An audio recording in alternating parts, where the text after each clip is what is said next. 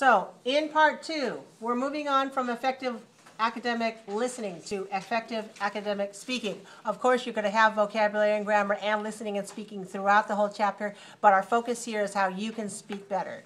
All right, so know that in their academic life, their daily academic life, students need to verbalize what they know. Do you know this word, verbalize? It means to speak out. Verbalize means to speak out, to put into words. Don't just keep them as ideas in your brain, but to actually use the words to say something. All right, so students need to verbalize what they know. They often have to tell something, or they need to tell someone what they understand about a subject. Now, the instructor of any class gives students grades on how well they verbalize their knowledge. So that's something that's good to practice.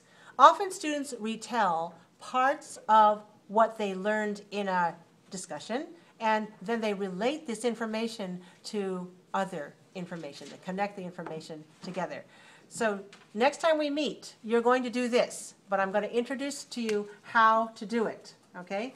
So when we look at it, first look at the master student tip on the left margin, and it tells you, after you hear something, retell it in your own words to be sure that you really understand. Okay, look at me. Let's see if you understand what this means. When you hear something, don't just close your book and go away.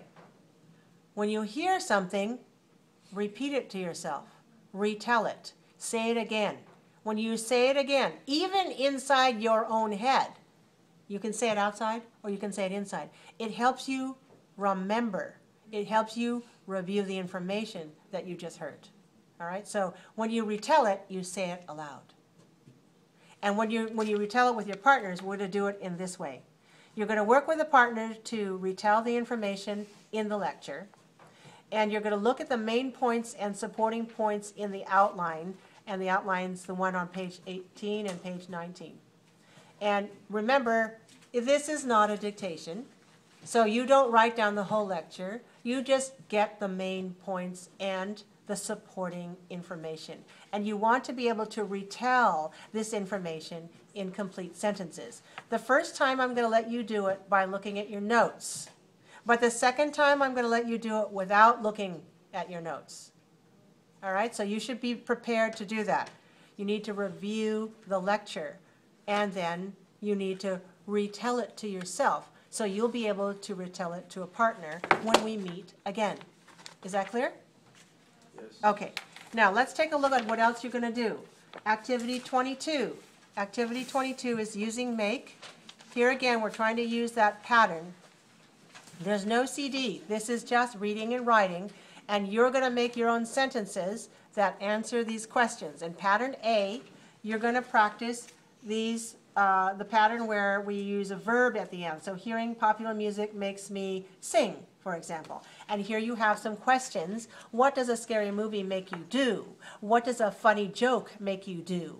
What kind of music makes you want to dance? What makes you sneeze? What does cutting an onion make people do? And then you ask your own question. Make up your own question for number 6. Answer all 6 of the questions using the grammar that we studied in this chapter. In pattern B, we have the example, music makes me happy. Happy is an adjective, so you want to make sure to use an adjective in your answer. Here are the questions. What kind of stories make you sad? What kind of weather makes you comfortable?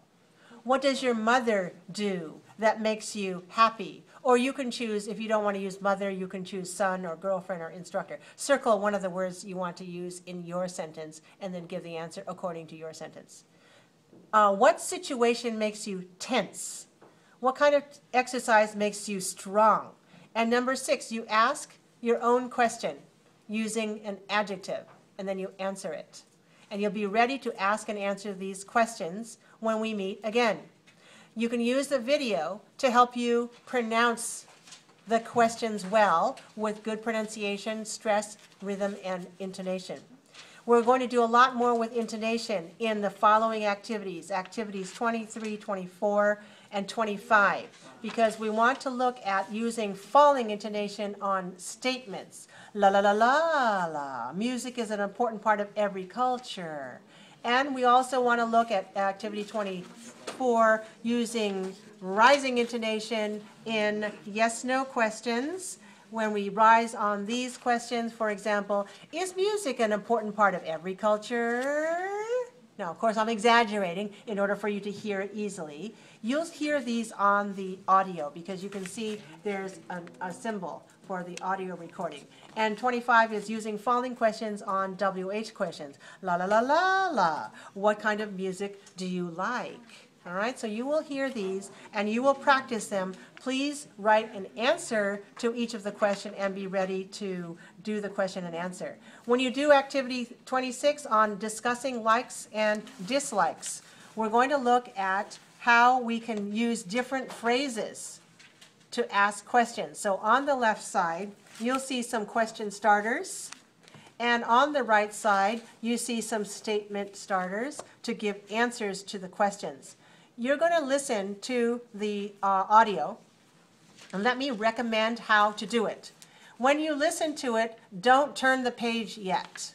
Now, I'm going to tell you the answers or the conversation is on the next page, but try to do it without looking at the words yet, because you want to strengthen your listening ability. So just listen first and try to do the exercise on page 27 by marking the page where the chart is. So it tells you to do a couple of things. First, when you read it, you can see whether the sentence starter is about likes or dislikes. That's the first thing. And then the second thing that asks you to do is to listen to the 10 dialogues and identify where you hear, in which dialogue do you hear some of these question starters and these statement starters. And then you can write the number. Oh, I hear in dialogue 1, I hear this sentence starter, so I put a number 1 here. In dialogue 3, I hear the speaker say this phrase, so I put a number 3 here. Then you can check on the other side. Okay? So that's your homework to do through page 28. Okay, so do the page 20 through page 27, and then you can check your answers on page 28.